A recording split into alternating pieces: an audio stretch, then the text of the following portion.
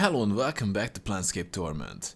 So, we are just about to speak with Farad, who's gonna tell us about our past and who we are. He cares about this stupid yellow bronze ball. I did go ahead and sold some stuff and bought to rest up, and we are ready for adventure. Farad, what do you have to say for yourself? Ah, corpse. Farad turns as you approach, his crutch clacking on the cobbles of the court. He licks his lips and smiles expectantly. Have you brought me what I asked? The ball? The bronze sphere? Here it is. Oh, that's a lot of XP. Farad's eyes gleam as you hand him the bronze sphere. He touches it gingerly, almost reverently. You. He chuckles. Ah, corpse, such a gamble you were. Paid off handsomely. You have. Farad studies his reflection in the sphere and... The years have been cruel to me, I see. That's your only way to tell? Don't you guys have a mirror around here? Or perhaps even just water? I did what you asked, Farad. No, I want some answers. Farad doesn't even look at you as you speak. His attention is swallowed by the sphere he holds. Yes, you ask questions. Farad turns the sphere in his hands. Very important, your questions. What do you know about me? Why was I told to seek you out? Farad studies you with a critical eye. Stay your weapons for what I'm about to say, corpse, for it could be your ears that will take offense. Farad smiles wickedly. My ears no longer care, but yours are still fresh for the burning, it seems.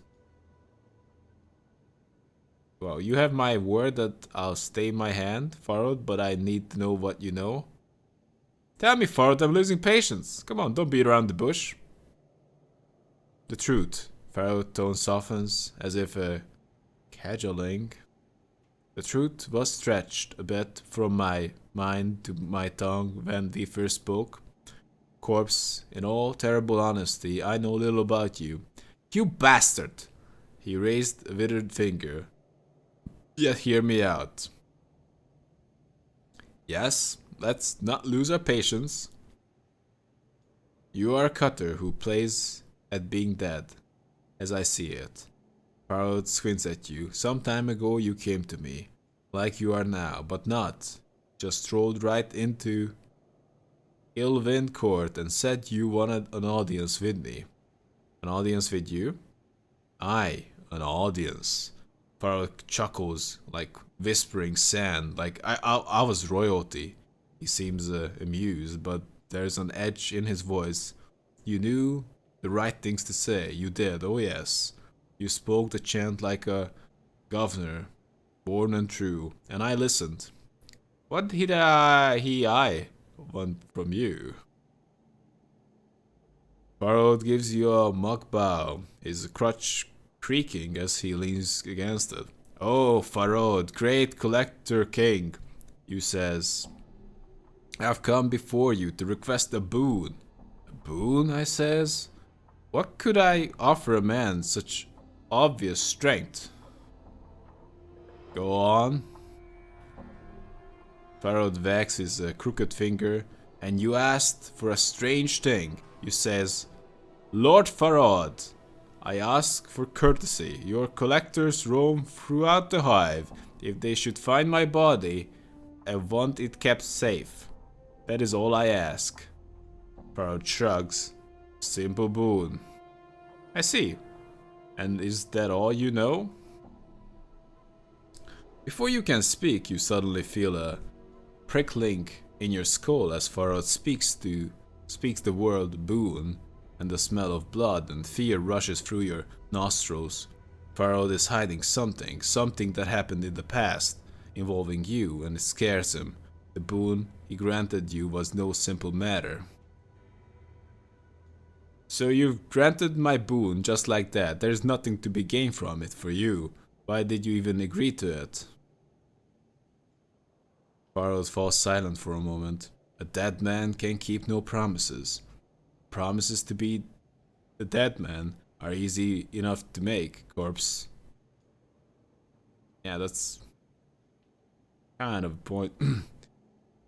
You're a merchant, Farad, not a Samaritan. There must be another reason. Aye. Farad's face suddenly peels back in fury, his skin flushing red. After you strung up a score of my blood on the high walls to die, I had enough reason to promise you the plains themselves. Then your butchering self comes to my home, my kip, to demand the boon of me. Farad calms himself, though his face is still flushed. I agreed.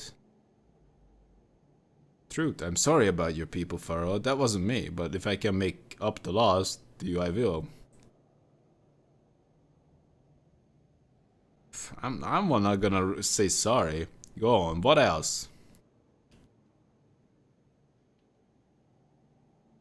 You knew things about me, things only I knew. You knew I was greedy for something beneath Sigil, and you put a name and picture to it. The bronze sphere. You said, I didn't think you would fetch it for me, he chuckles. Yet, did you? Aye. The planes turn in strange ways. And that's all you know? All I know? Nah. But it's all I know about you, corpse. Fine, next question. What did you take off my body after I died? I? Farad licks his lips. Why? I took nothing, corpse. His face splits in a grin. Then I wasn't the one that found your body. Who did? Farad's smile widens, pulling the pasty folds of flesh back from his face like a curtain. My daughter. The rose of my eye, the sweetest of my family, and the sharpest wit of them all. He licks his dry lips and sighs in mock sadness. Such a cruel tongue on her. Your daughter? Who? Updated my journal. My darling girl, Anna. Anna? She didn't say that. Perhaps she didn't recognize me. She found you, dead as a deader can be, in a place where most collectors wouldn't go for a mountain of coppers. Could be she plucked something off you, could be not. He leans in, shaking his head. You'll have to ask her. But it's not her. That's place to say. That's place to say. Don't lie to me, Farad. You're a merchant, and you always take a cut from your workers. What did I give you from my body? Yeah, I want the truth. You're not gonna just dick me around, just send me off, even to your daughter? Ah yes, my tribute. Farad folds his withered hands over his crutch, almost protectively. There is no telling what was from you or not, corpse. Most like there was nothing. Now give me everything. Truth, Farad, my patience is at end. There will be nothing left of you or this village if you don't hand over the tribute. And we can say this a bluff as well. Farad, my patience is at an end. If you don't hand over what was stolen from me, I will see to it that the dustmen know where to find you. I don't think he cares about the dustman. I'm gonna bluff him. I'm gonna bluff him with the threat. Farad is silent for a moment. He taps his fingers against his crutch, slowly. Oh, well? Where has the decency of man gone? Maybe that was an overreaction. Farad grumbles, shaking his head. A courtesy I am doing for you, corpse. Such a courtesy. Farad, parting with anything would be the dead book for me, if anyone heard. Wait here. Not a yard. I shall return. I got that stupid buff for you. Wonder where he's going. Updated my journal. After a long while, Farad returns, his crutch clacking against the flagstones. In his hand, he holds a number of items which he passes off to you. You will be silent on this and accept the blessing that I even remembered. Yes, yes, yes, of course. I got the stuff for you. You really shouldn't feel... You shouldn't just, I don't know. Shouldn't make a trouble out of a few trinkets. Few hundred coppers, a scrap of paper, bandages and a ring. Very well. Now who was it who found me again? My darling girl, Anna. She found you. Dead as a deader can be. In a place where most collectors wouldn't go for a mountain of coppers. Could be... Yeah, we read that. Anna? Alright, I'll ask her. Where is she? Where's Anna? Parrot shrugs. She's hiding in the shadows here. I expect, listening to us. Trade the chant. I called for her after you went below. Had to ask her if you were really in the dead book when she found you or not. He chuckles dryly, then takes a deep breath and calls out to the darkness. Anna, stop mirroring in those shadows and come greet our guest. She's here? What?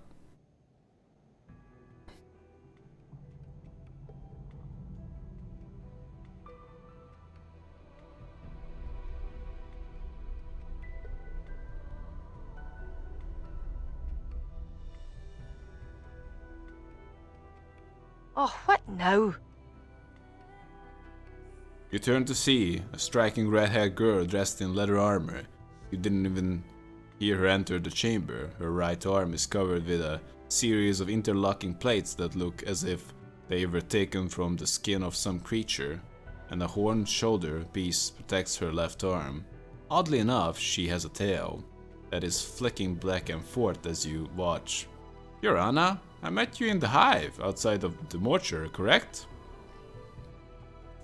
The girl ignores you and turns to Farad.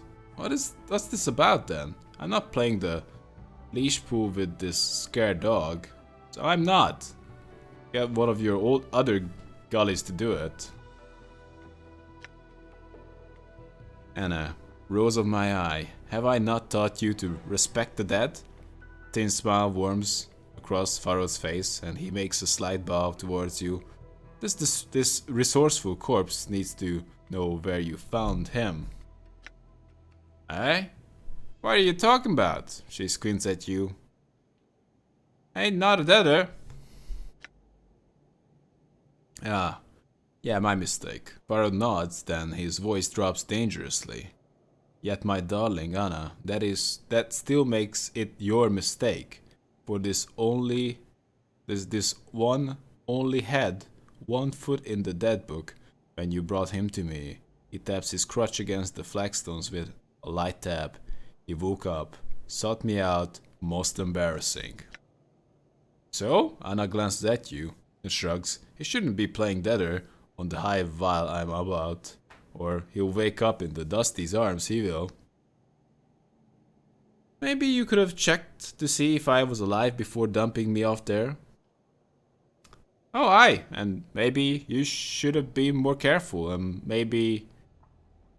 Yeah, you wouldn't have been lying face down on stone till on the alley cobbles like a deader, right? Maybe I should show your filthy coarse pirate's hide that what is it like to be lying near dead in an alleyway. Oh boy. That is just too aggressive. Enough of this. Where did you find my body? Come on. Show him where you found his body, Anna. Pharaoh taps his crutch again for emphasis. Take him to the haunted alley. Pharaoh studies Anna for a moment, then grins and turns to you. If you happen to lose my darling Anna on the way to the alley corpse, you come back and see Farad. I'll guide you. What are you saying? Updated my journal. Shh. Anna sneers at Farad, then throws a glance at you. Come on, then. Keep your steps quick, Jig. I've little time to waste on the likes of you.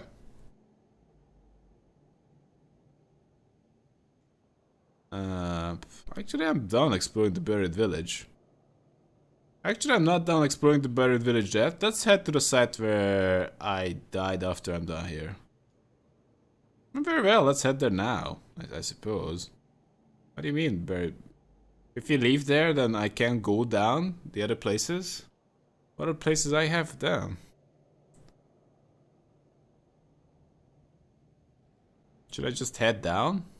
Very well, let's head there now.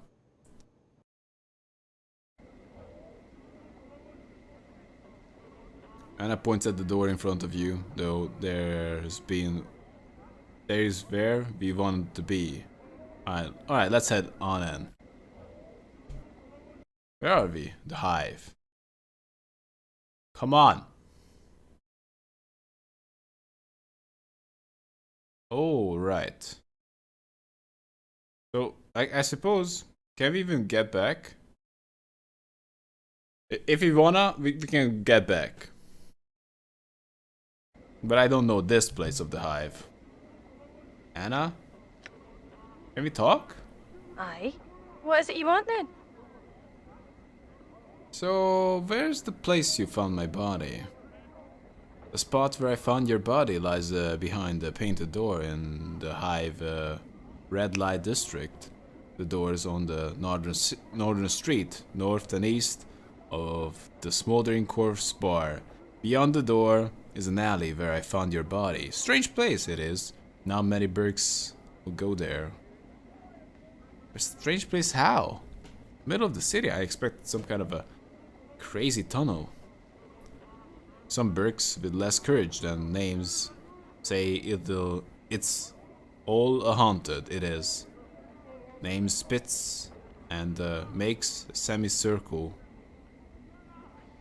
Anna spits and makes a semicircle over her heart.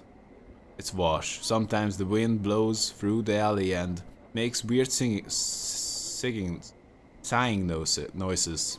But that don't mean there's specters and haunts and the like. I see. I have some other questions. Anna, I didn't meet you in the hive before Didn't I meet you in the hive before I found Farod? She nods. A little wearily. Aye, you did. I haven't forgot, yeah? What were you doing by the mortuary? It's my territory. I was looking for debtors, I was. She looks you up and down, then smirks. Found the walking one I did. Nice. Anna, did you find anything on my body before you brought it into the mortuary? Anna looks at you warily, and her tail stops flicking for a moment, then resumes slower than before. Aye, mayhap. I found something, but if I found anything, that it's mine by right. It is the other bits are in Farod's keeping. Anna, I don't have time for games. What did you find on my corpse? I'm willing to pay for it. Well, you had some fist irons, yeah, and a little bit of jink. Well, I left that for the Dusties, so they think it was... I was a wee bit honest. Yeah, had an ugly ring that I kept. She dips her finger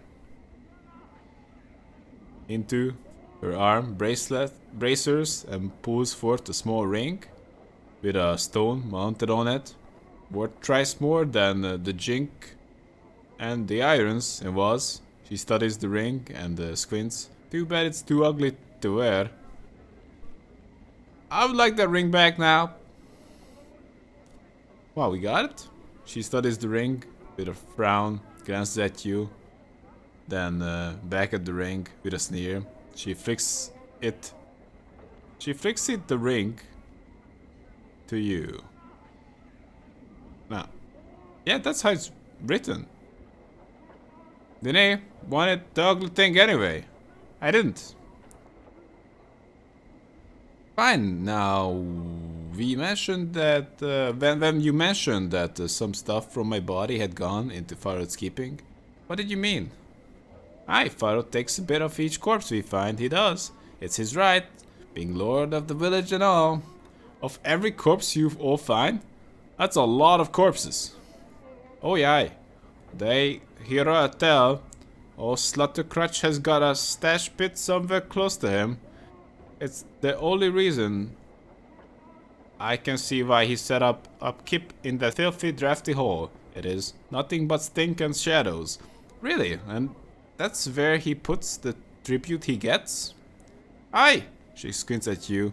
Now, what are you on about? You're planning to bob him? No. I'm after bigger fish.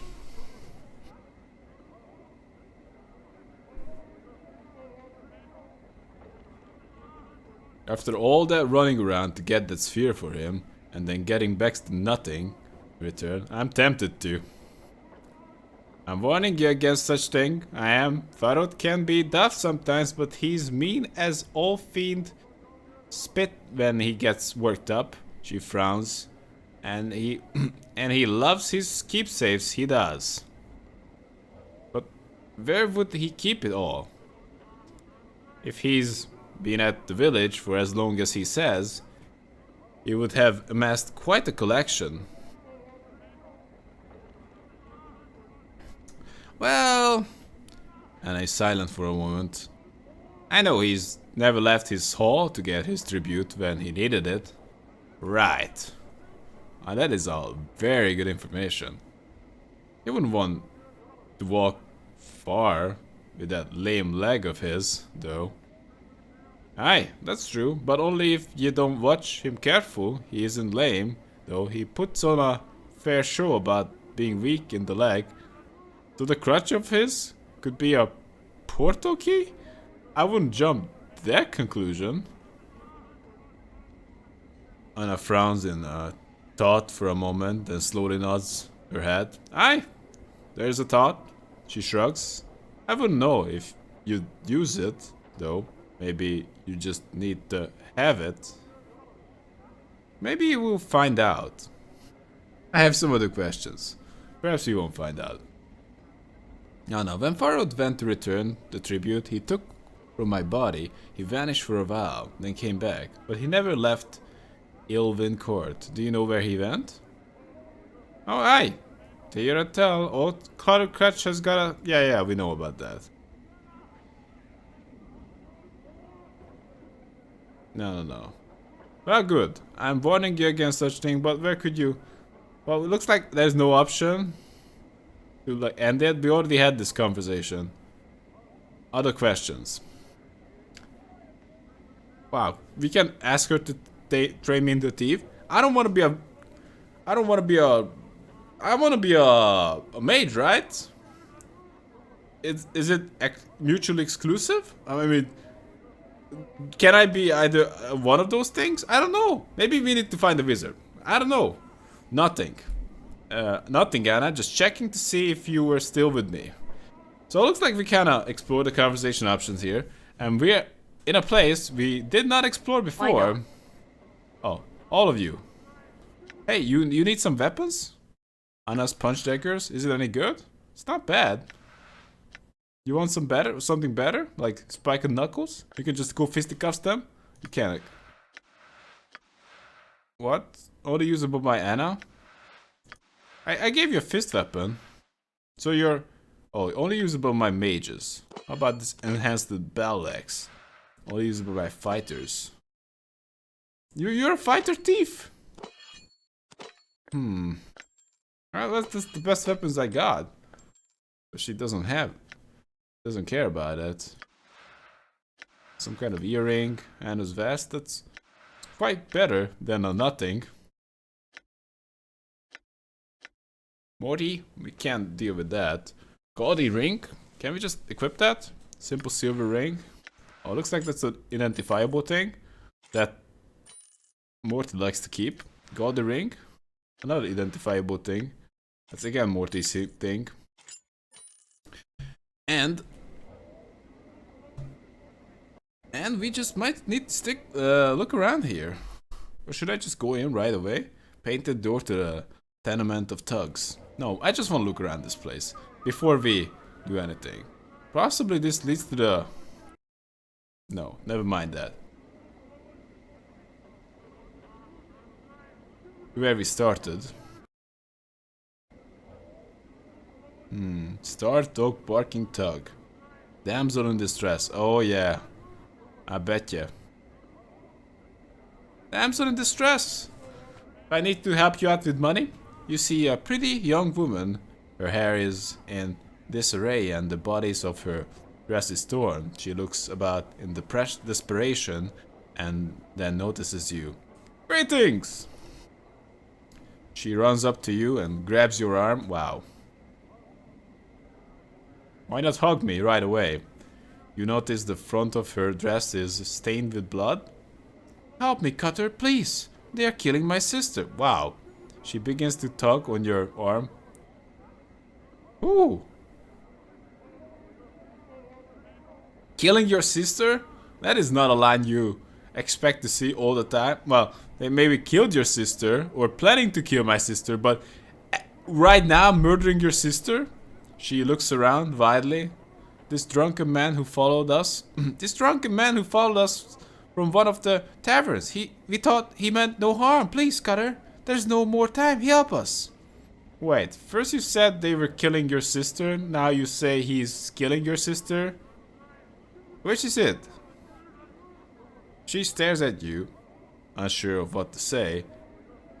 I'm distraught. I made a mistake. She glances at the blood that stains her dress. Please help me, Cutter.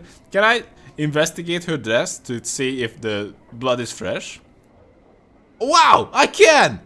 Amazing, I didn't even check it out. That's what I thought of. Examine the blood on her dress. You glance down at her dress and look at the blood. Although it does appear to be real, it has completely dried. It must be hours old. That blood is hours old. What are you up to? I love it that the exact option I wanted to do was right there. You see her eyes flick to the bloodstains, then back to you. You think you can hear a hint of nervousness in her voice. You're mistaken, Cutter. Please help me. My sister lies dying while we tarry. You're up to something. Tell me what's going on or I'll kill you. Come on. Come on, Nameless One. That's not... Come on. Use your sweet tongue. That's not how you perceive people. That is just intimidation, but even that is pretty brutal kind of intimidation.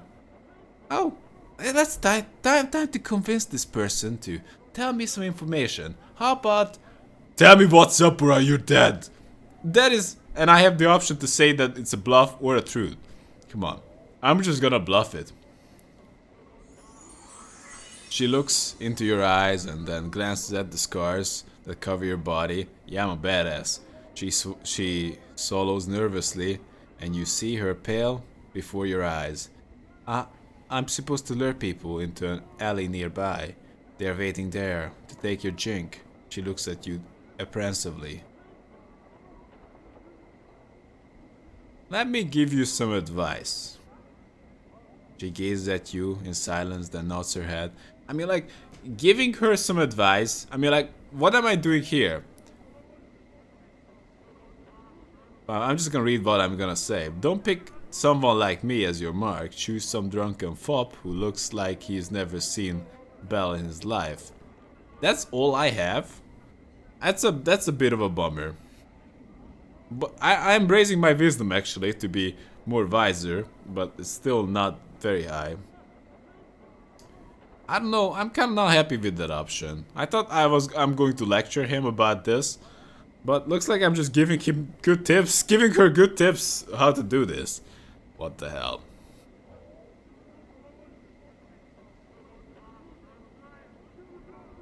She's obviously doing this because she doesn't have many options. And she might just, maybe just off that fool. Well, don't pick someone like me as your mark. Choose some drunken fop who looks like he's never been seen in a battle in his life. She nods once curtly. She's just eager to go away because I just said I'm gonna kill her. And make sure he looks like he has more than a couple coins to his name. Now get out of here. Before I kill you. She nods curtly and then backs away from you. She hesitates for a moment and turns to leave. Thank you, Cutter. She sprints off. Yeah, that's what I expected. She just waited for the moment. And I'm just I'm feels gone. like I already said that to I'm her. gone. So I feel better about this. I don't know. Starved dog. Black Abishai. I'm gone. Definitely don't wanna pick a fight with that one. All right. Alright, a lot of harlots. It's kinda hard to see who is I'm gone. who stands out. Done. Can we just go? Well, looks like this. Yeah, that is to the hive. I'm gone. We're just I'm gonna gone. check around this place. Collector. Bunch of hive thugs. If we talk with them, they're just gonna attack us. There's no much point. BioWare. Wait a second. Is this the species or is it the name? That's the name. Because I kind of found another one like this in the crossroads. Much as this creature's body is a combination of a man and a ram, his head is a mix of sorts, with a broad flat nose, goat ears, and a pair of curling horns. Intricate designs are shaved into his dirty pelt, and a massive four-flanked polearm hangs from his belt harness. He doesn't seem to notice you. Hey! He turns to face you with a startling speed. His eyes dark and suspicious of you. His voice is deep and rumbling, not quite human, and heavy accented. What do you want, two legs? His hand is close to his polearm. I want to speak with you. I had some questions. He seems to calm down. His hand drops away from his weapon. He still keeps a certain distance from you. What do you wish to ask me? Why were you so worried of me? He seems sad for a moment. This place, a wretched, unclean place. It's full of unfriendly, sometimes desperate people. Not the best place for visiting BioWare. Two legs, he shrugs. I have business here, though. And so here I am. Visiting? Who, you do not live here? The barrier shakes his head, laughing. No, two legs. No barrier could live like this. Where are you from? From the plains of Gisgard. Two legs. They are my home. He smiles in fond recollection and informed by the memory. What sort of business were you here for? Wow, I'm nosy as heck. Another time, two legs. If I ever meet in a happier place, I shall tell you about it. Alright. You have said you were visiting. You don't live here? Who you're visiting? No. Who you're visiting? No, he doesn't tell me about his business. Yeah, that's it. He doesn't want to share it. Fair enough. I'm quite nosy, to be honest. You ever get the feeling you're being watched? You are. Yeah, these hive talks. Well, we go back. July, you see a thin man with stained clothes, a hooked nose, and two stubby horns jutting from his forehead. He's stumbling about, muttering to himself. He stinks of brine, vomit, and cheap wine. Greetings! Hey, the man squints barely at you. Was it? What? Never mind, sorry to bother you. Tide dwellers. Seeking company, Cutter? I don't think so. Maybe that's a... no. I'm gone. Drunk harlot? Maybe it's gonna be cheaper. Wow. The woman stumbles into you, then takes a step back, looking up at you with a half smile. She smells like a distillery. What you were going, woman? Oh, greetings. Hello, she waves at you, then breaks into a stream of giggles. Hello, big gutter. She starts laughing again. Are you okay? She squints at you, puts her hands on her hips, and bends over enough to give you a bird's eye view of her bosom. Don't I look okay to you, Cutter? Well, She shakes herself, causing numerous jiggles, then starts laughing again. Wow. You're the one who looks for that needing some lovin' care? Looks to be the needing some lovin' care. She pokes you in the chest with her finger for emphasis. She's obviously offering. You offering? She gives you a mock stern gaze. Yeah, might be. If you be making the right offer, she presses up against you. What'll be? No thanks? Wow. So many no thanks options. No thanks, I have some questions though. Oh, you think I can help you? Aye. Aren't you a demanding cutter? Well, sweep me off my feet with such flattery, she smiles. Can you tell me about the area? No, no. Come on, I can't do a lady voice. Damn it. She seems quite amused by the word and taps you on the chest to emphasize it. No. Okay, never mind then. You are about to turn away when you stop in your tracks. You suddenly have a feeling that something is wrong. My wallet. And with that feeling comes a realization that this woman's drunkenness is just an act. As you take a closer look at her, you see the harlot tucking something into her sleeve. Looks like something of yours.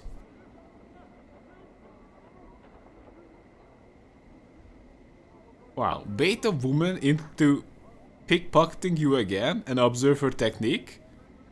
Let's do that. You lean in close, laughing along her, and you watch as her hand darts to your purse again. Her technique seemed to be distracting the mark with her drunken chatter and her bosom while she lifts the coins from his purse. The sleeves of her dress look to be long and baggy, on purpose to hide any stolen items quickly. You make mental note of her technique even as her hands make another grab for your purse. Let's step up like crazy. No, we're not gonna ignore the incident. Grab her hand. We're gonna be aggressive about it. She pulls her hand back before you can grab it. Her drunk expression vanishes and she starts screaming at the top of her lungs. Alright then. What? Probably I shouldn't kill her. She's gonna make a run for it. Can't she make a run for it? Oh, come on. That was not my intention. I just lose her. How many coppers you stole? Well, that was dumb as hell. Why would you die for like 13 coppers? You could have just given it back to me. I would have been fine. Love how no one cared. I mean, that's what I expected. That's what I kind of predicted. That she's gonna scream that I'm gonna, I don't know, rape her or something like that. Well, of course, people would have just laughed because this is the kind of district I only got thugs and whores. Done. But in a reputable district, it could have worked. Done. In this district, no one gave a fuck. I could just go take a hooker, kill her, and like, oh yeah, like whatever. That's what I do on, I'm gone. I don't know, Fridays.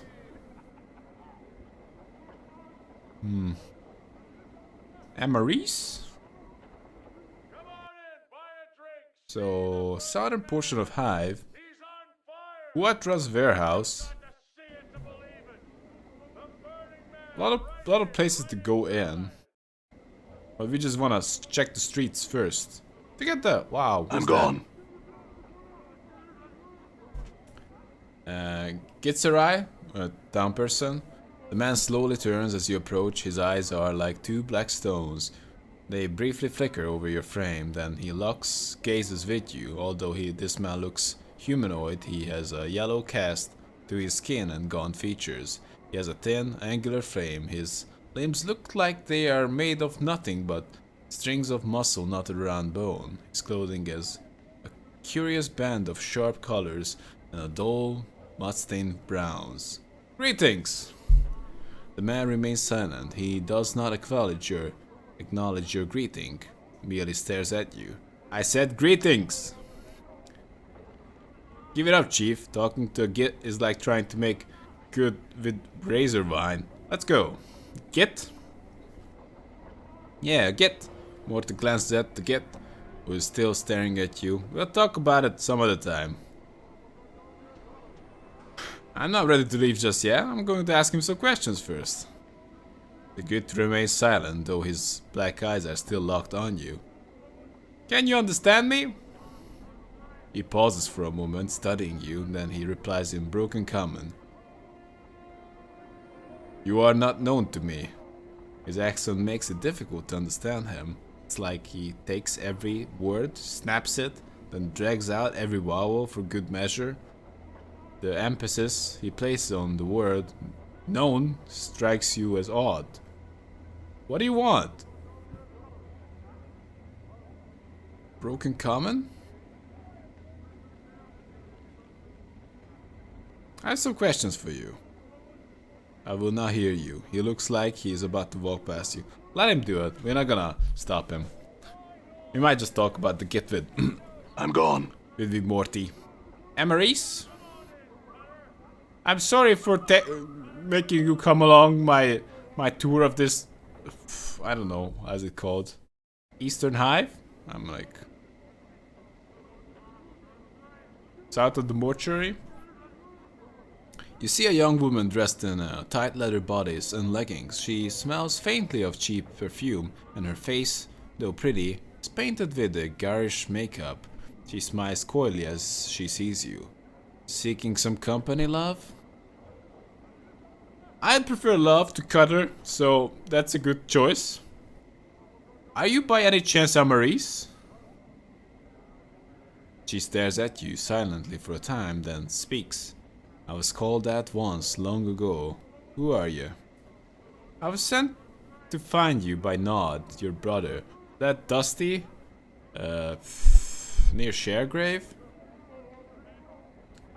He's worried about you and hoped I could tell him how you were. Nod? He's alive? Where? Why didn't he come to seek me out himself? I think he's ashamed. He's a collector now, living in poverty in Ragpicker Square. He doesn't seem quite right in the head, I mean. Updated my journal. Aye, he was a bit touched, even as a child, when his name was Todus. Oh. I've missed him so. Shame though. Huh. Me own work's no more proud. Well, at least I'm doing well for myself. For a hiver, at any rate, eh? I must visit him soon. She looks at you closely for the first time since you've spoken. Are you a friend of Nod's, or? Well, not really, no. Well, I thank you for this all the same. Please go speak to Nod for me, and tell him I worry about him, so I will. But that's it? Should we go back to Nod? Is that a quest? Looks like we are at least completing some quests, and also the mausoleum quest is also something we should get to sometime soonish. Perhaps go back to the catacombs and war map, the buried village, and I don't know. We can't do anything with those rats. Perhaps I have these things, corpse flight charms. Maybe I have some way to do not physical damage, but I don't know if it would be enough, or it would work like that anyway, because I'm only going by the description. A brown harlot and a blue harlot. So many harlots. Man, come on. Angry Hive Dweller. Barking Wilder.